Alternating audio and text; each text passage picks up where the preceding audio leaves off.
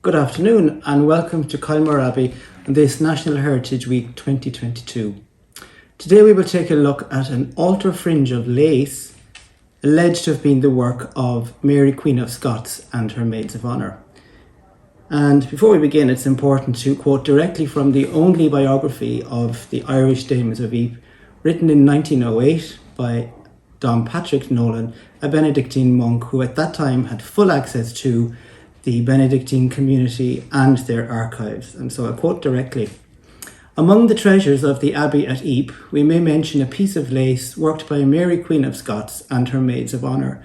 and presented to the nuns by King James II, who was, of course, great-grandson of Mary Queen of Scots, for which a sum of £2,000 is said to have been offered to the nuns by a would-be purchaser, but refused by them, for though by no means abounding in riches, they are justly loath to part with the gifts of revered benefactors. And as you know, Mary was executed at Fotheringay Castle in England in February 1587, aged 44.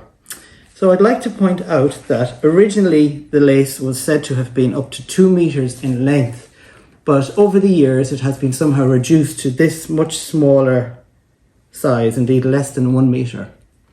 An interesting point to note is that just 2 years after the Benedictine community arrived here at Kylemore from Ypres Abbey, in 1922, the Congress of the Irish Race was held in Paris, and the newly arrived community of nuns here were approached by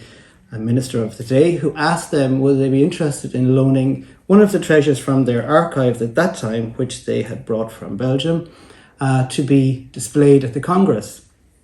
However, there was some controversy about the return of the lace, and perhaps, but who knows, this is why today it is at this greater reduced size.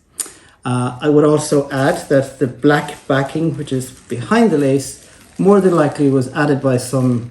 very wise nun at some point over the centuries since to protect and support the very fine, delicate lace that we see here today. And finally, I'd like to say that the plan is to exhibit this lace at some point later this year, hopefully before Christmas. And we're also fortunate to have lace, which is much longer in length, said to have been the work of Queen Mary of Modena, which will also be displayed here at Kylemore Abbey.